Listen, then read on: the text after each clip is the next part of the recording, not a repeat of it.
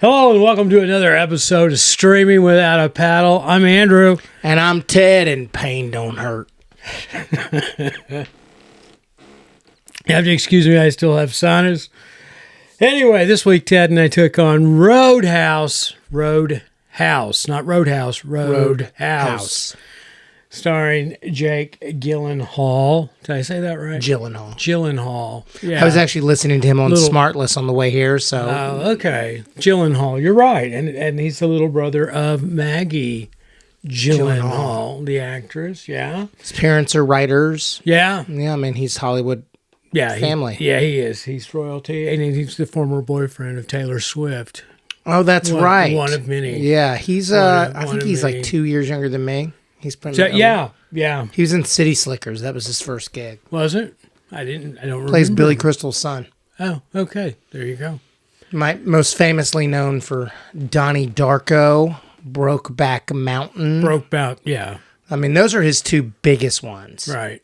I mean, he's in everything. Let's be real. He's great. He was Mysterio or Mysterio in Spider-Man Homecoming or something like that. Yeah. So anyway, all right. Conor McGregor, Daniela. Yeah. Why? I don't even know why I even try. Billy Magnuson, Lucas Gage, Hannah Love Lanier. Yeah. That's about. Well, no, Hannah Love Lanier was her.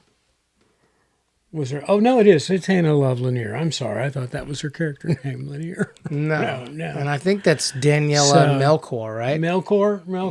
Yeah. All right. So this is a remake of the original Roadhouse, 1989. Patrick Swayze, Kelly Lynch. Is it a remake? Is it a remake? Because I kind of feel like... In an intelligent way, Doug Liman, great director, great producer, he's great. Yeah. I feel like he was like, here's some little Easter egg fun things that make these connected, but they're not. It feels more like this is a sequel. Well, all right. I think it's a remake because I don't see any sequel-esque moments to it. Yeah, I think it's his version of Roadhouse. That's what I think it is. Sure, I think that we should run down the plot. So, yeah, well, it's the same as the original Roadhouse. Not exactly. Well, I mean, yeah, it is. It's a guy with money wants this piece of property, and he's going to strong-arm the owner into turning it over to him, and... in comes Dalton to save the day. But here's the difference. All right. In the original one, you had Ben Gazzara, and he was me correcting you. I know that. Sorry. He was in Killing of a Chinese Bookie. That was bullshit. Yeah. I didn't mean that. It's okay. But he was a more powerful character. In Billy Magnuson is hilarious. We've talked about him many times. He's a great actor, but he's kind of like the rich kid buffoon. Yeah. And that's the difference. And the Dalton of Patrick Swayze, the plot line is the same, but the Dalton of Patrick Swayze's Dalton is like an NYU educated guy that's no reason he's a bouncer. It doesn't make any sense. Right. Jake Gyllenhaal is a ex-MMA fighter who killed his friend in the ring and now is so sad and distraught about it that he has decided he is just going to beat up people for money or be a bouncer. So just a little different. I just wanted to get it out there. It's not exactly the same. No, I did see a funny thing, though, with the director of this, Doug Lyman. You have a talent. Yeah, it's a talent. It is. Doug Liman directed Swingers. Yeah, well, Bourne. All the Bournes, but Swingers is his big coming out the gate with Jon Favreau. And so anyway, are you familiar with the YouTuber influencer Casey Neistat? No. Okay, Casey is he in the way of influencers, he's like a top 10, top 15 influencer. Okay. So anyway, he and Doug are apparently friends, and they've been for a number of years. So he was on Casey's YouTube channel, right? And apparently Doug we're on first name basis here. Mm-hmm. Doug was very upset that this was not a theatrical release. Oh, he was pissed. That he went to he wasn't going to the premiere at South by Southwest. It was the night before the premiere of Bob Trevino Likes It, and he's just not on this. They had it on the big main Congress Street. Right. I sat there and looked at it. I looked at all of them doing interviews. Well, he was there.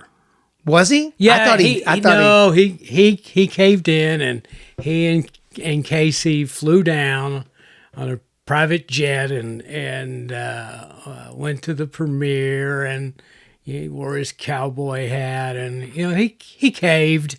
He caved. But I was here's the thing that got me though, having now seen the movie, and then I saw the movie first before I saw the interview with Casey. They referred to this movie as great. And it should have been in the theater. I can't justify it. One, it's not one of those movies that needs to go to a theater, and I don't think you even have to go to the theater anymore to get some sort of award consideration. Yeah. I think if you're qualify as a movie on a streaming platform, you're good to go, right? You don't need the theater to do that. But they refer to this movie as great, and I'm not going there. I'm not saying this Roadhouse was great. I enjoyed this as a standalone. The first we've spoken of is one of it's my jam. I grew up on it. Right. I loved it. 1989. I was a 10-year-old kid. It was the coolest thing I'd ever seen. But it's also a classic. It's great. It's not a good movie, script wise, but it's a good movie. This one or the old original? The original. Either really. Either. But I will say this: I really enjoyed watching this movie, and I liked Jake Gyllenhaal a lot in it, and I thought Conor McGregor was pretty good for never acting. I enjoyed this movie. I enjoyed it too, but it's not great. Oh, it's not great, but I can see their point of in a theater could have been fun. Ego. It's ego. I get it, but if you if you like action movies, I would say it doesn't have enough action to be in a theater. I think it was all ego driven. I think Amazon, who produced this, by the way, it's on Amazon TV. It's 1 hour, 54 minutes. Didn't feel like that. No, it moves pretty quick. Yeah, it moves. There's no downtime in this. I didn't. I wouldn't have even thought that watching the movie. I wouldn't have gone, oh, they should have put this in a theater. I wouldn't have. That would not have been a natural thought of mine. And had I not seen and followed Casey Neistat and then his video with Doug about this, that I would, even a deal. I get it. A director, it's my work. I want my work to be on the big screen. And way more people are seeing and I'm not doing work. that whiny, but I'm just. I think this movie and these types of movies, mid-level, strong movie, good movies, don't have a place in a movie theater. I think that the things that have places in movie theaters now are smaller movies that go to art house cinemas, that are horror movies, because that is the most popular genre pretty much. Horror movies have a place in a movie theater, and superhero movies. My point, it wouldn't have mattered to me if it went to a theater or not, but I don't think it was worthy bitching about. No, pardon my French. Not worthy bitching about. Look, it's we could chop up into this thing, but the bottom line about this movie is it's good, it's entertaining. Do you like action and like watching? You know what I did like though? In the first Roadhouse, or any of those 90s action movies, there's always a point where Dalton would get his ass kicked. Not Gyllenhaal. Even when he started to kind of get challenged, I was like, well, he's still kind of whipping his ass. Yeah. They're kind of going at it toe to toe. Yeah. And then that's the only other unbelievable thing. I was like, this psychopath that Conor McGregor's playing And I think he probably is real life kind of a psychopath, but I think he's probably got some issues. he's got some crazy. But I'm like, That's it. Not I'm a like, psychopath. in He's the- got some crazies. in the movie, I'm like, there's no way some dude off the streets is, I don't care how bad of a man he is taking out some higher ranked ex UFC fighter. I don't Yeah. see it. He didn't take him out, but he put up a fight. And the background of Conor McGregor's character in this movie isn't really established like Jake's character, Dalton's, is as being an ex. He's just a mercenary. MMA guy. Yeah, I mean, but if you know Conor McGregor, you know that he's an ex MMA fighter. I think he did a good job. I think he did for what it was. I think he did a great job. And it's like right. I mean, I'm not saying he's academy, but yeah, he did a good job. He played the psycho, And he's so juiced up on steroids. I, Cause that's when remember he broke his leg and then he had all this stuff and then he got real jacked because he was juicing up to heal up quicker. Well, I thought he had to eat a lot of bananas while they made this because he's walking around and he's all tensed up. I mean, he's like in a constant pose down. I don't think that's really him. Have you seen him in the interviews? Yeah, I He's mean, like 30 pounds lighter now. He's. I mean, He's at least but he's 30. but he's walking around and he's. Yeah. he's posed. He's in a constant state of pose down. Steroids are powerful, Andrew. So, I can't answer that question. I know it's hard to look at me and say, "Oh, come on, you're juiced." The juice is loose, man. You are disqualified from competition, Andrew. The only thing I would say that I was not buying is I didn't think the Daniela Milcor. I think they were trying. Was there trying to be romance with Jake Gyllenhaal, or was it just not even? Yeah, I don't know. What didn't seem romantic whatsoever if it was supposed to be. they missed the mark on that, and there should have been. She seemed that would have been bad nice. casting. That would have been nice to have seen that develop, like in Yeah, the original. in the original. You got to see Patrick Swayze and Kelly Lynch's characters develop a relationship. Yeah, that is missed, but I also just don't think like That was a miss. I just also don't think she was very good. Daniela Milcor was like not. I hope this doesn't. I think I know her a little. I hope this doesn't get back to her. It's not. Well, her, you put it out there. It's not super her fault. I mean, it's just the script didn't give her much. I think she did. I don't think anybody in this movie did a bad job of acting. I was sold on each person playing, or each individual's in this movie's character. I didn't look at anybody and say, "Oh, that's Yeah, no, I was that's sold. Billy Magnus." And I didn't. I guess I would do say that. she was underwritten. So You know what I mean? yeah. That's not very on her. well. That's you just do your job when you get the script. Yeah, no, I think she did. I think she did a wonderful job in here. Yeah, but again, we're both products of the original, so you can't help but draw lines. You can't help but look at the scores, and I mean, I know it's So- IMDb, but I mean, 6.7 out of 10 for the original, 6.2 out of 10 for this one. Yeah, I've already had my score in my I can bet your my score. head on this. Can I But guess? well, we'll get there. But I have to say, I looked at the Rotten Tomatoes. Okay, and it's funny because Rotten Tomatoes on the original was like from the metrics was the critics was 41, but the reviewership reviews on it were like a 56. Right, that's for the original. Okay. And then on this one, it was just kind of the reverse. The critics Pull it up. the critics gave this one a much better score oh. than the audience did. See, it's 61 by the critics, 56 by the Because structurally it's better. by the critics or by the fans, whereas the original was 41% by the critics and 67 by the fans. Yeah. So, I mean, I would say this is a better thought out script. I mean, they're not different enough, but it's more thought out. Also, I mean, I don't know. Anyway, and those scores have nothing to do with how I'm scoring this.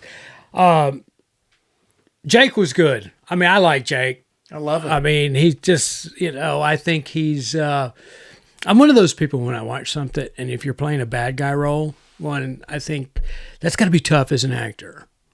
I mean, you go into something and you play a bad guy, like Jake did in the MCU world there. He was Mysterio, right? And that was the last thing I had seen him in coming into this movie. At least that's all I can recall. And he played a bad guy. And I was like, he played it really well. I hate you, Jake. You're a good bad guy, Mm-hmm. So, but he plays a good guy in here. So that was really difficult for me to watch in the sense of, was he miscast in the MCU as being a bad guy, a villain? Well, he was almost Spider-Man, so that's kind of funny. He played that. You know that, right? No, I did not know that. Yeah, Tobey Maguire almost didn't do part 2 or 3 because he hurt his back, and they were like, they were like, well, we'll just get Jake Gyllenhaal. And I'm like, that's weird to recast. I think it was the third one. But whatever one it was, he ended Is that up... the one that Andrew? No. Who? They all do 3 of them. They all have a trilogy. Right. Oh, okay. Like James Bond. Right. But Tobey Maguire is like the original. Yeah, I know. Yeah, it's Toby and then All Andrew Garfield. and then Tom. I mean, they're all great. All 3 of them. Completely different. Anyway. Yeah. Gyllenhaal's, I mean, he's I don't know kinda... why you do that. What? I get the Bond thing. That was the structure of James Bond. Or that was supposed to be the structure, and they deviated it with Roger Moore because he did 1 or 2, and then they came in with somebody else, and then Roger Moore came back and did more. Pierce Bronson, he did a couple. Dalton. Timothy Dalton. He did a couple.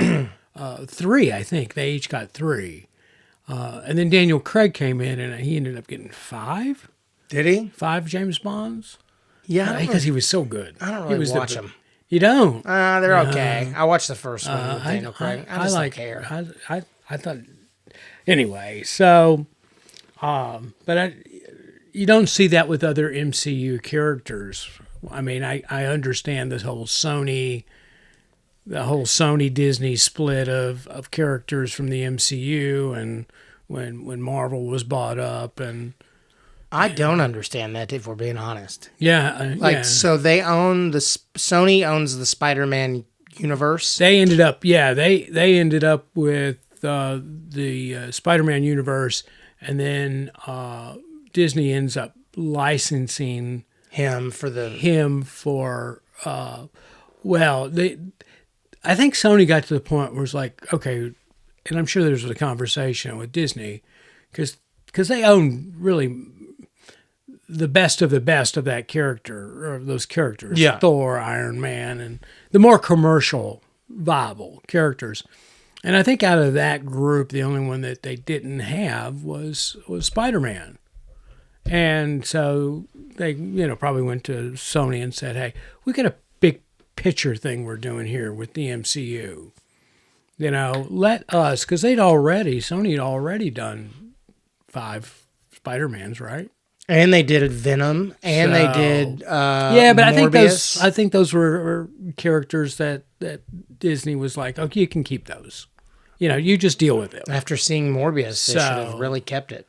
Well, I don't think they had a choice, because it was one of those things when Marvel Studios was sold. They sold Marvel Studios by the character and not by the whole work. Gotcha. So and that's how Sony ended up with some, and Disney ended up with the others. Was they piecemealed it. Gotcha. So anyway, excuse me. All right, Ted, I like the movie. Jake did a great job. I didn't have any problem with the story. My only character issue in this movie was Billy Magnuson's character, the son of a real badass guy.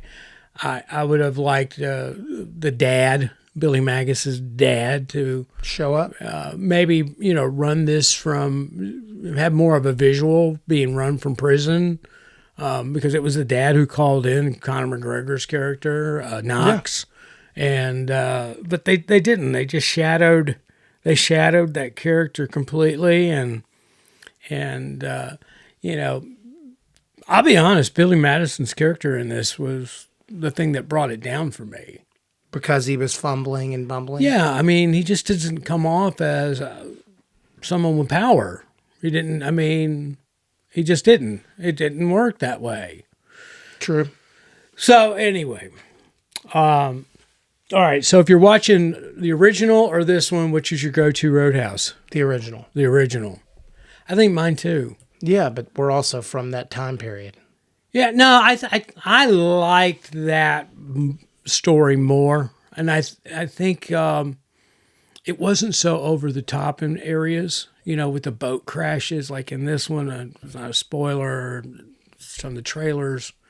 They were more realistic about what was going down, right?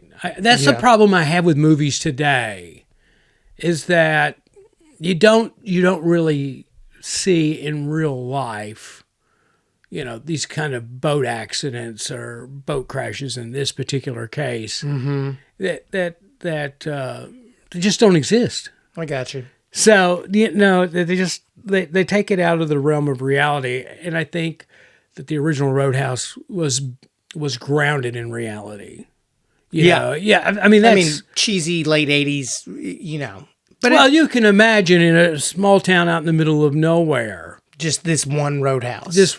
Yeah. I went to the University of Tennessee at Martin, and there was basically one bar. Cadillacs. Yeah, Cadillacs. So there you go. I've been to it once. Oh, okay, yeah. I did the same thing. I was like, oh, this is what this town is? There's one bar. One bar, Cadillac. So I can get it. I mean, yeah. I'm a subscriber. It's just, all of the people, Kelly Lynch must be in her early 60s at the best, right? I don't know, but I mean, they're all older. So yeah. Kelly Lynch Patrick's not even with us rest anymore. in peace, Patrick. St. Patrick's Swayze. Yeah. Kelly Lynch, not that it matters, but was at peak attractiveness in that movie. She's a beautiful, beautiful woman. I think Ben Gazzara, he played a much better bad guy, mob type guy. They're just different movies. I'll be honest. I think this Roadhouse was overproduced. Oh yeah.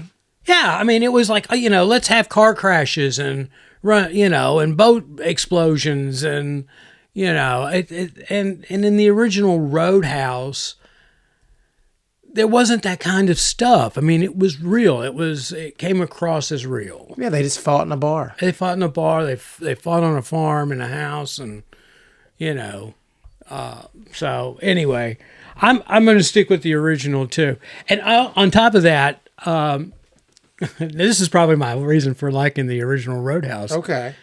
Red West is in the original Roadhouse. The dude from Memphis that taught acting in Memphis. Yeah. Forever. But he was Elvis Presley's right hand man. Oh, I know. But he rode the Roadhouse train for the rest of his life. Oh yeah, no. I mean, he was a good actor though. I mean, he had it. I know many of people from northern Mississippi and Memphis that took acting class from Red. There you go. I like Red West. I mean, his backstory. Yeah, he's pretty. He's fun. Richard Sturban of the Oak Ridge Boys was part of the Stamp Quartet. Oh. That backed up Elvis too, before he was an Oak Ridge boy. So I went to school with his kids, and we went over to his house. I had no idea who he was, Richard Sturban. I didn't know he was an Oak Ridge boy. And I was in high school, and I was just his son's friend, Yeah. And they lived in a very non-assuming house right over here in Wessington Place. So that could tell you. He's just chilling. But I walked in the door the first time, and there were all these pictures of Elvis and Richard. And I was like, and I never met his dad. I was like, who's this guy? I knew who Elvis was. Yeah. And they're like, that's my dad. And I'm like, what? You know? That's pretty cool. So, yeah, he was backup singer for Elvis. Nice. So, yeah, anyway, there you go. Shout out to your Mr. Sturbin. We went to, he was a part owner of the minor league hockey team. The Nashville Knights?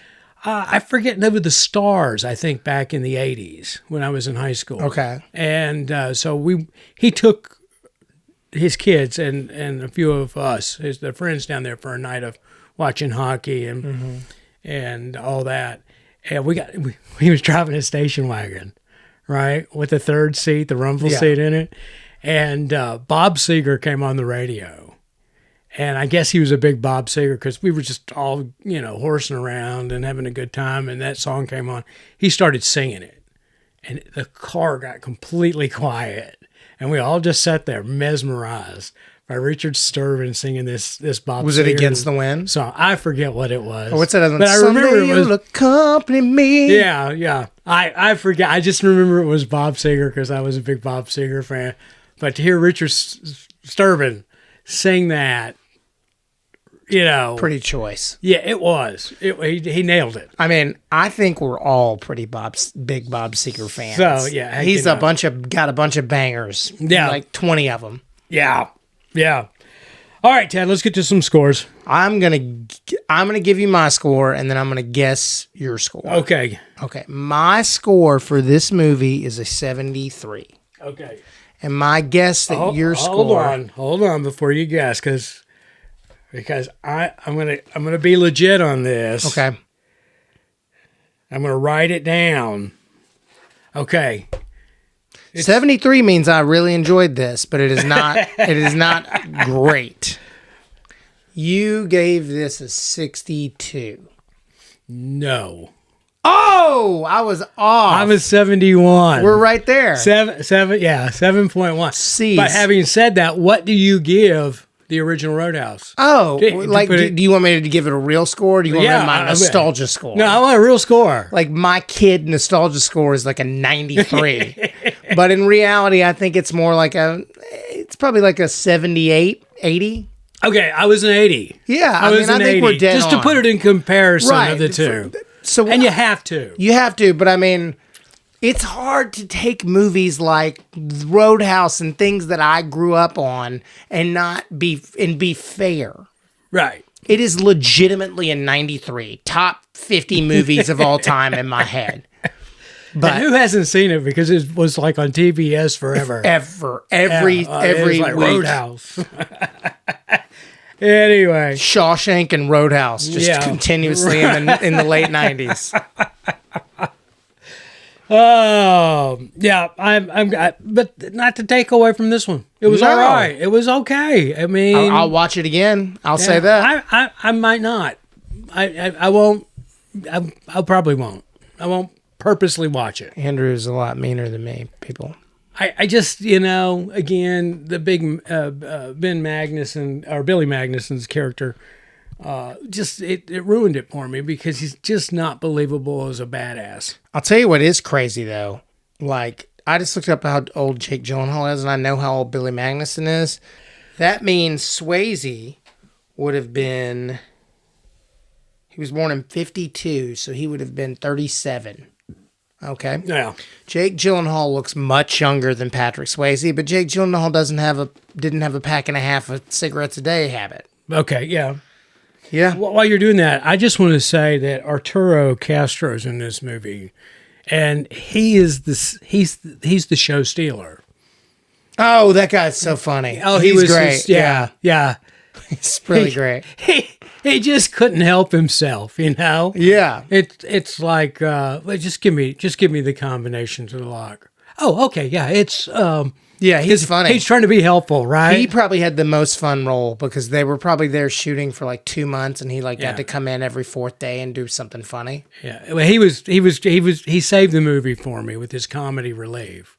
I mean, I not a spoiler because it's insignificant, but there's a big fight. Believe it or not, a big fight in the bar, the restaurant, whatever. And Jake Gyllenhaal's character is walking towards Conor McGregor, and on the way he passes Arturo Castro's character, who's got a chair up above his head. And when they pass, he simply goes, "Oh, hey, how you doing?" Yeah, he's right. It's like, He's funny. This is a guy who just beat the crap out of you a couple of days ago, broke your arm. Yeah. You know, hey, how you doing? That scene was great when he fought all of them and then took them to the hospital. I was like, that's funny. Yeah, that was a good way to start. Yeah. It laid a good foundation. All right, last question before we go. Taylor Swift, Travis Kelce, Jake Gyllenhaal, sorry. Who would win? Who would win that fight? Travis or Jake? Travis. Oh, see, I think He's so big. I think- you're discounting how giant he is. I think Jake's muscles strength would kill him. Travis Kelce is 6'5", 250 pounds. I'm sorry. And a NFL athlete. Yeah, I'm sorry. I really Let's not forget he is an actor. really- yeah, but he's ripped. He's jacked, but I bet he's 185 I watched pounds. some videos of his workouts, and they're real. I bet he's they're 185 pounds. Yeah, That's a 60-pound difference. Well, he's 6 foot tall. I'm so- betting that Dalton in this movie is 185 pounds. Yeah, so I'm just But I'm with you. He's jacked. I think if it came down to push comes to shove, You think because I he hope he's trained? secure. You think because he trained to fight for movies, for 2 movies, Southpaw and this? You think that he in real life can probably just I wreck do. shop? That's I- interesting. I do because he's the videos that I've seen, he took his training really, really serious. And somebody who after watching his videos, I've come to the conclusion I visited Jim. This guy for 2 years for this movie, was training. Maybe he could. Anyway, and I would think that Taylor is having to give him a second look now too. I'm just saying, he's a better looking dude than Travis. Girls find Travis Kelce hot. So, no, they find him cute. Okay. He is not a hot guy. He might fall into the category of cute. I can't really go down that road. It's not my area of specialty.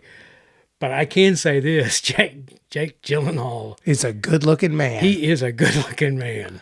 Yeah. He's a handsome man. He's So- good-looking, yeah. Yeah. If America had a James Bond, it could be him. Yeah. Just saying.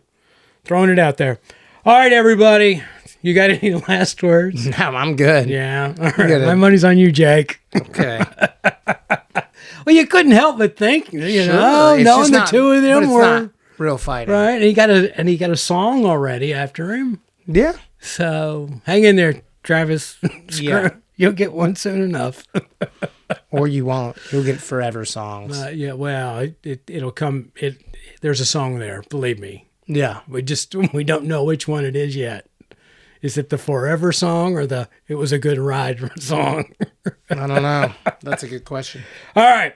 Everybody, thanks for listening to Streaming Without a Paddle. I'm Andrew. And I'm Ted. Don't forget to check out our YouTube channel.